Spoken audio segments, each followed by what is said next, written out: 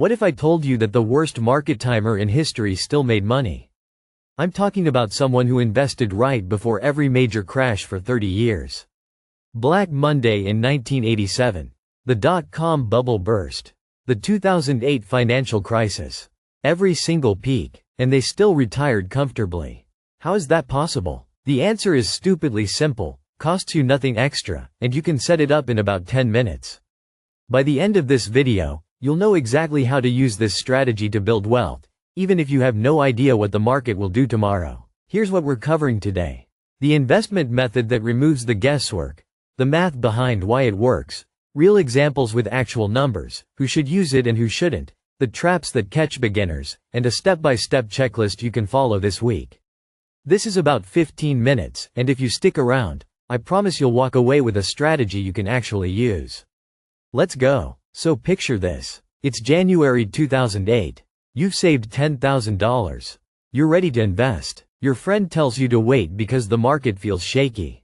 You wait. February comes. March. The market starts sliding. By September, Lehman Brothers collapses.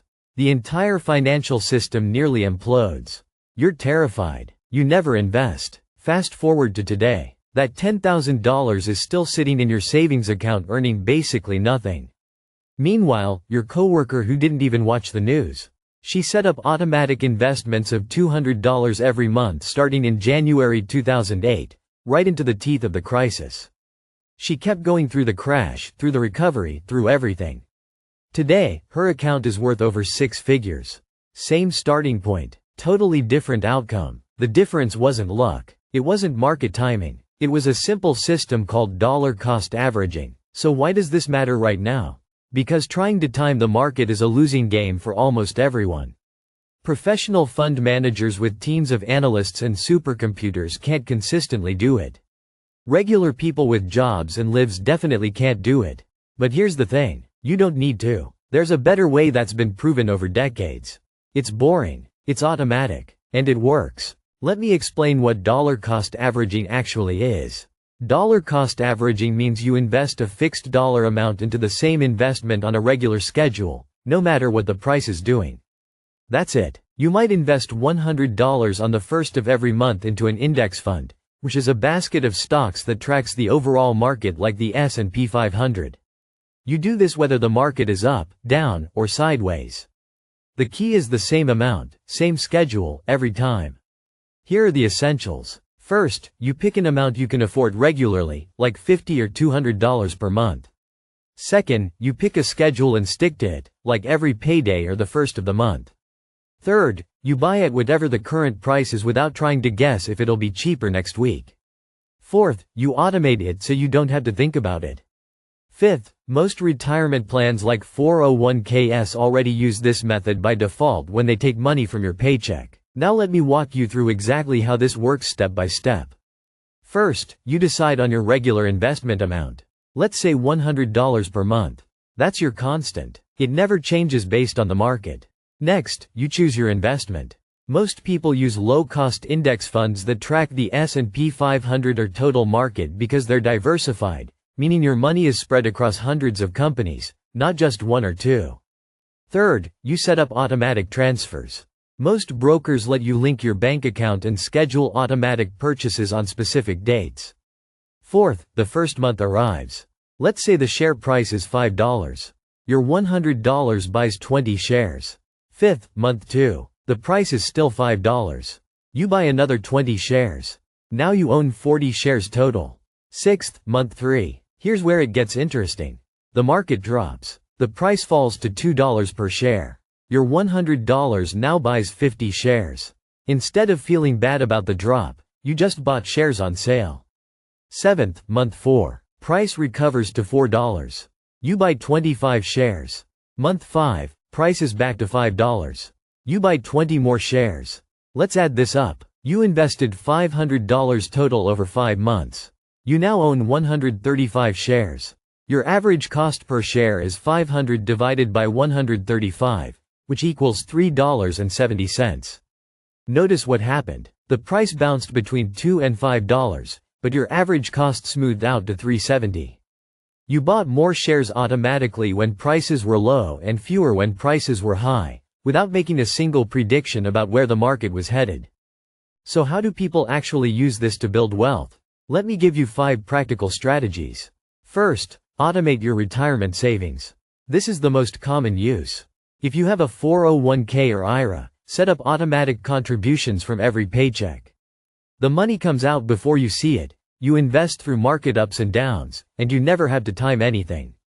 This works because consistency over decades is more powerful than trying to find perfect entry points. Second, invest through complete market cycles. Markets go up and down in waves that can last years.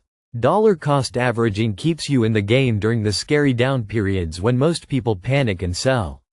When the market eventually recovers, you own shares you bought at low prices. The trade-off is you need patience. This isn't a get-rich-quick scheme. Third, gradually build positions in index funds. Instead of dropping $10,000 all at once and worrying you bought at the peak, spread it out over 12 months. Invest roughly $800 per month. You'll sleep better and avoid the regret of bad timing. Fourth, increase your contributions as your income grows. Start with whatever you can afford, even if it's $50 a month. When you get a raise or bonus, bump up your monthly amount. This compounds your results over time. Fifth, combine with tax-advantaged accounts. Use dollar cost averaging inside Roth IRAs or traditional IRAs where your money can grow tax-deferred or tax-free. The strategy magnifies because you're not losing a chunk to taxes every year. Now, who is this strategy best for? Let me give you some profiles. First, people who want to build wealth slowly and steadily over decades. If your goal is retiring in 20 or 30 years, this is perfect. Second, anyone with regular income who can set aside money monthly.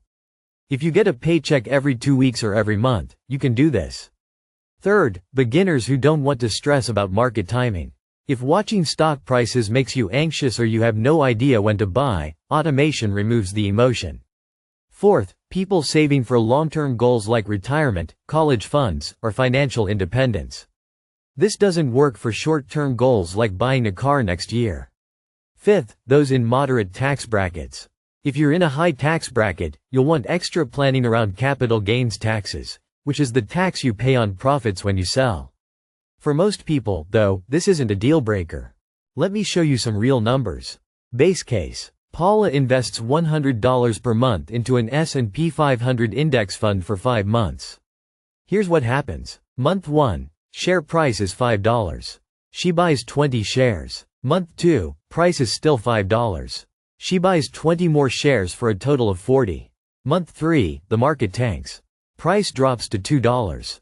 Her $100 buys 50 shares. She now owns 90 shares total. Month 4, price recovers to $4. She buys 25 shares, bringing her total to 115. Month 5, price is $5 again. She buys 20 shares. Final total, 135 shares for $500 invested. Her average cost per share is $3.70. If she had waited and tried to time it perfectly, she might have missed the $2 dip entirely or panicked and never invested at all. Now let's look at the risk case. Jamal also invests $100 per month, but prices just keep climbing. Month 1, price is $2. He buys 50 shares. Month 2, price rises to $3. He buys 33 shares. Month 3, $4. He gets 25 shares. Month 4, $5. 20 shares. Month 5, $6. He buys about 17 shares. Total invested, $500. Total shares, 145. His average cost is about $3.45.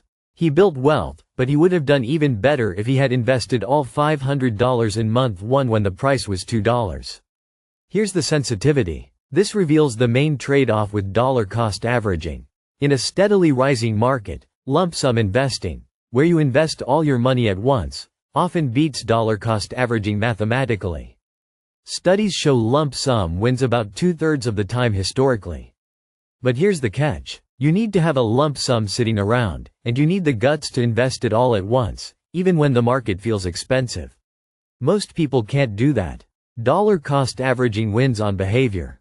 It keeps you investing when your instincts scream to stop.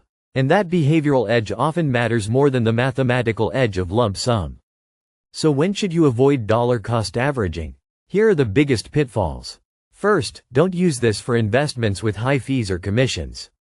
If you're paying $10 per trade and investing $50 per month, you're losing 20% to fees instantly. Stick to brokers with zero commission trading and low-cost index funds. Second, this doesn't work well for short-term trading. If you need the money in a year or two, you don't have time to smooth out market volatility. Third, if you have a large lump sum and markets are trending up, dollar cost averaging can cost you gains. This is called the opportunity cost of waiting. Fourth, taxes can get complicated. Each purchase has its own cost basis, which is what you paid for those specific shares. When you sell, you might sell shares from different purchase dates at different prices. Most brokers use first in first out, meaning they sell your oldest shares first. This can create surprise tax bills if you're not tracking it. Fifth, some scams pretend to automate dollar cost averaging for you. Only use reputable brokers like Fidelity, Schwab, Vanguard, or similar established firms. And sixth, the big one. Dollar cost averaging does not guarantee profit and does not prevent losses. If the market falls for years and never recovers, you lose money. It just reduces the risk that you invest everything at the absolute worst moment. Let's talk about taxes and costs. Here are simple rules of thumb. First, watch for trading commissions. Most major brokers now offer zero commission stock and ETF trades, but double check before you start. Second, pay attention to expense ratios. That's the yearly fee the fund charges, shown as a percentage. Index funds often charge 0.03 to 0.2%. Actively managed funds can charge 1% or more. Over decades, high fees destroy returns. Stick with low-cost options. Third, in the US, taxes depend on how long you hold the investment. If you sell shares you've owned more than a year, you pay long-term capital gains tax, which is lower. Less than a year is short-term, taxed as regular income, which is higher. Fourth, keep good records. Each time you buy, your broker tracks the date and price. When you sell, they'll report which shares were sold and at what gain or loss. Most people don't need to worry about this until they start selling. Fifth, in tax-advantaged accounts like 401ks or Roth IRAs, you don't pay taxes on gains until you withdraw, or never in the case of Roth accounts. This makes dollar cost averaging even more powerful in those accounts. Ready to get started? Here's your 7-step checklist for this week. Step 1. Choose your investment. For most beginners, a low-cost S&P 500 index fund or total stock market index fund is the simplest choice. Examples include Vanguard's VU, Fidelity's FXAIX, or Schwab's SWPPX. Step 2. Decide your monthly or biweekly investment amount. Start with whatever you can afford consistently. Even $50 per month adds up over time. Step 3. Pick a regular date to invest. The first of the month, your payday, whatever works. Put it in your calendar. Step 4. Open a brokerage account if you don't have one. The major brokers make this fast. You'll need your social security number, bank account info, and about 10 minutes. Step 5. Link your bank account and set up automatic transfers. Most brokers have a section called automatic investments or recurring investments. You tell them which fund to buy, how much, and on what date. Step 6. Turn it on and let it run. Through good markets and bad markets. Don't check it every day. Resist the urge to pause it when the news gets scary. Step 7. Review your investments once or twice a year, not every day. Rebalance if needed. Increase contributions when you can, but otherwise leave it alone. Let's recap with a new angle. Remember that question from the beginning? How did the worst market timer still make money? Here's the insight. The worst market timer who kept investing still beat the best market timer who gave up. Consistency beats perfection. Dollar cost averaging isn't about maximizing every dollar. It's about removing the psychological barriers that stop people from investing at all. The fear of buying at the top. The paralysis of not knowing what to do. The temptation to wait for a better moment that never comes. This strategy automates good behavior. It turns investing from a high-stakes guessing game into a boring, mechanical process. And boring wins. Over 10 years, 20 years, 30 years, The people who kept putting money in, month after month, built wealth. The people who waited for the perfect moment mostly just waited. Now let's hit some common questions. Does dollar cost averaging always beat lump sum investing? No. If the market rises quickly, lump sum usually wins over time. Studies show lump sum beats dollar cost averaging about 2/3 of the time historically. But dollar cost averaging reduces the risk of terrible timing and makes it easier to actually follow through. Is dollar cost averaging only for stocks? No. You can use it for index funds, ETFs, bonds, even cryptocurrency, though I'd be careful with crypto. Stick to solid, diversified options for the best results. Will I lose money with dollar cost averaging? It's possible, especially if the market declines for years. Dollar cost averaging doesn't prevent losses. It just reduces the risk of investing everything at the worst possible moment. How do I set this up? Most brokers have an automatic investment feature. Log in, find the section, choose your fund, set your amount and frequency, link your bank account, and turn it on. What's the minimum I need to start? Some platforms have no minimum. Others require $10 to $100 per trade. Check with your broker. Does it work for short-term goals? No. Dollar cost averaging is better for goals at least 3 years away, ideally much longer. What if I miss a month? Don't worry. Just restart. The key is long-term consistency, not perfection.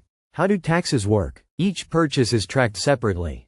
When you sell, taxes depend on which shares are sold and how long you held them.